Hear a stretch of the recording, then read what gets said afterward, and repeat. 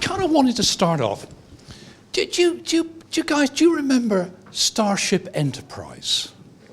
You do. See, so, some of you know, you might think this is a Starship Enterprise uniform, but it's actually not quite that. They kind of had more pristine things. But when you look at it, if you watch science fiction, how often do you see them buy things? So when I watch Starship Enterprise, they don't go down to the little shop and buy sweeties and things. Never happens. You never see payments happen in science fiction. Right, now, I'm not an expert in science fiction. So what I did, I went to some of my friends, I have lots of strange friends, and they're kind of into science fiction. They understand these things better than me.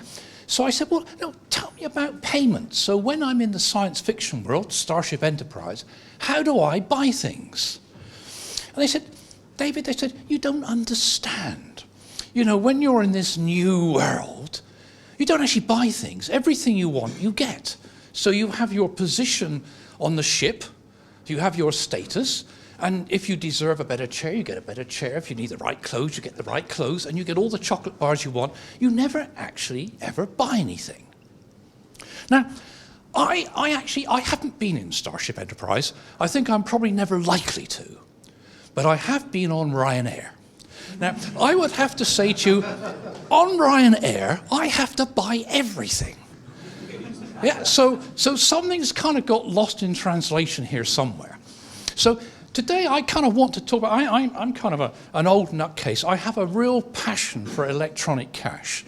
So electronic cash to me is kind of fundamental, and I want to tell you a little bit about what we're doing at the kind of very end, and I want to go across a few things first, just to see if you want to throw things at me, because you're kind of welcome to do that. So, I kind of start with props.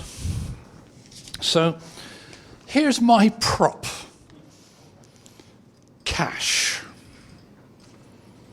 How do I move cash around? How do I pay with cash? How do I transfer it? Cash is an asset transfer model. So I could give it to you, just temporarily. Could you pass it along, please? Just pass it. Yeah, please pass it along.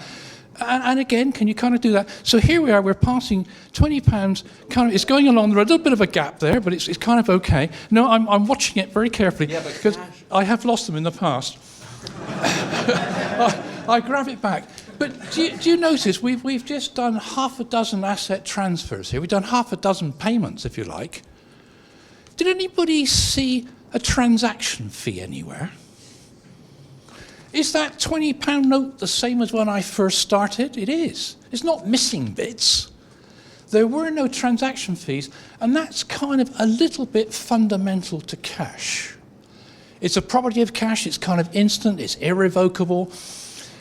It's anonymous, of course, because, you know, nobody kind of, well, you might have known each other, but you pretended not to know each other, and so you can do the payments totally anonymously, in principle. And these are kind of all inherent properties of cash. Agreed? Does that all make sense? I've still got my £20 note, and I've got it back in my pocket. So can I put it back now? And so then you say, okay, well, let's kind of now look at other people. So other people are kind of looking at payments. So a colleague and I, Tim Jones was the thought leader behind Mondex many, many years ago. And I was the kind of architect of Mondex, and that was one of the big cracks of electronic cash. So we're getting kind of very old, and he and I are working on electronic cash again, which is what I'm going to kind of describe to you. But I want to sort of just wander around the centralized, decentralized thing. You know, we kind of think about these kind of, you know, networky kind of things, and you sort of say to yourself, well, yes, you know, you can have a centralized system. It could be distributed, it could be decentralized. What do you mean by that? And of course, when you're into money, one of the things I kind of learned very early in the game is somebody said to me, it was very early days of Mondex, and what we discovered was we could electronically move money around. And the way we did it was with infrared. So you'd go into the pub, into the bar to get your drinks, and you would infrared your money to the guy behind the bar. We got the marketing guys in.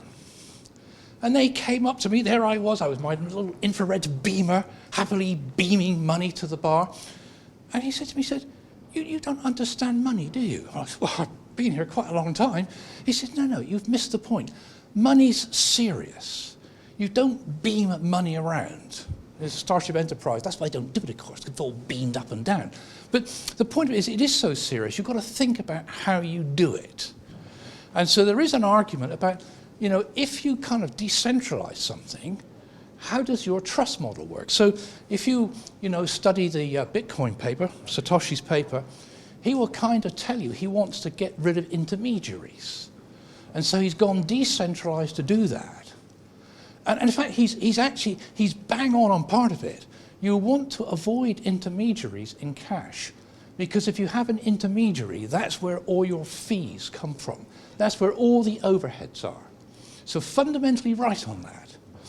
But when you look at that, you then sort of say, well, how about trust? And in fact, again, Satoshi says, well, good heavens, I'm kind of moving the trust model. So I'm moving the trust model from a financial institution, a bank, which you don't trust anyway. And so, why don't I just move it somewhere else into a community? But of course, in many scenarios, you may not be totally happy with that. So because with trust, we think about things like liability and authority. Who has the authority to do what? Who has the liability to do what? And when you get in some decentralized system, those things are legally very, very difficult to actually quantify. I'm sorry, so far, I haven't quite run out of time yet. So you haven't thrown anything at me yet. It's okay?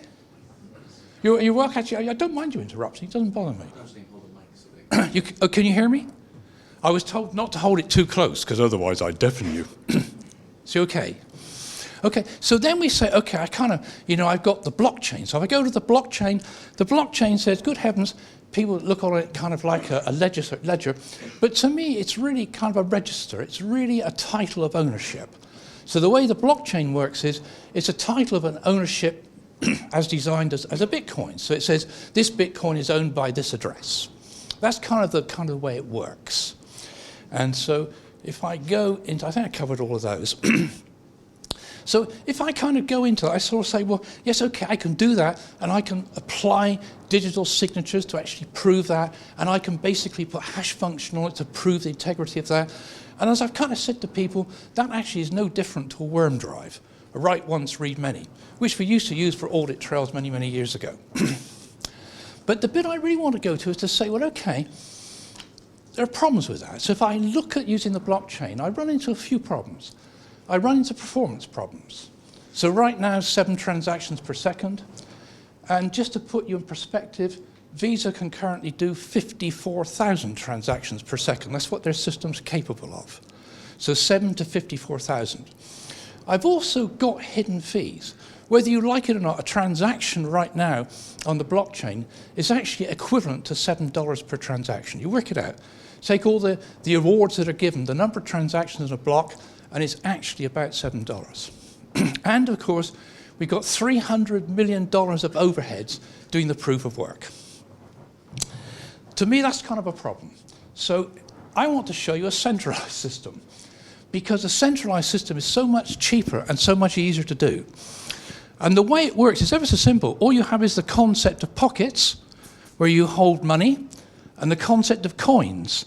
And the way that Tobato works, which is what Tim and Jones and I are doing, is it literally just moves coins from one pocket to another, but using a centralized security system to do that.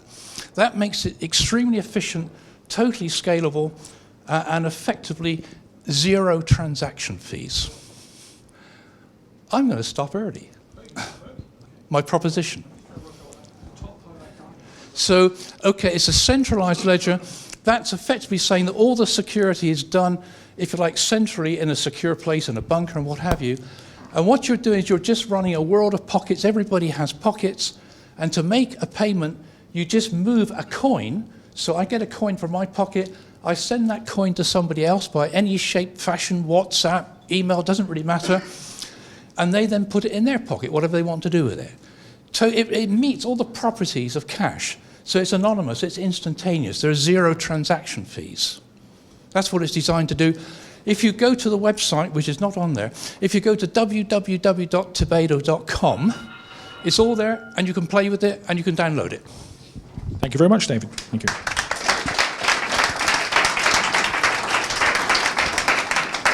Questions for David. There's one over there. Let's start with take that. Alex Powell. Sorry, David, having had the benefit of your presentation at the CSFI, I'd like to just ask you, what's the difference between this and a correspondent bank account that doesn't charge fees? Well, at the end of the day, you're always, if you've got any form of intermediary, there's a cost base. Now, anybody may arbitrarily do something for free under some commercial condition whereby they gain somewhere else. But what must be very clear to you is if I have an intermediary doing something, somebody somewhere has to pay the bill.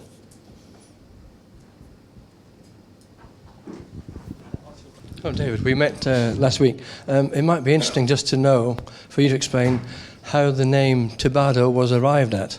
People might find that interesting, if not amusing, maybe. Well, okay, so Tim Jones, my colleague and I, co-founder, we call ourselves old gits. But the reason about that is he always points out I'm the older old git. So I kind of lose out on that. So Tibado comes from TI, which is from Tim, BA, which is Barrington, my second name, and DO, dough as in money, so Tibado. Tim and David's dough. It's a temporary name. This will not be a long-term brand. The brand will change. Thank you. Any other questions? There's one over here. So I'm not sure if I missed this, but how do you pay for all this infrastructure then? Exactly the right question to ask. So how right now does cash work? Cash works by having central banks. What funds a central bank? Seigniorage. Seigniorage is what funds central banks. So seigniorage is effectively the margin they make on having a float. So they're holding a float against the currency in circulation. In the US, that float is $1.3 trillion. Just say you invested that at 1%. Do the maths, it's some enormously big figure. In the UK, the float is about 80 billion. So take 1% of 80 billion. I mean, all central banks are funded on seigniorage. Okay. I say all, most common ones. How would you do it to start with, though? To start with, you have a problem. Which is why one will always need to work with supporters and sponsors. Okay. Thank you. Fair question. David, thank you very much. Thank you so much. Thank you.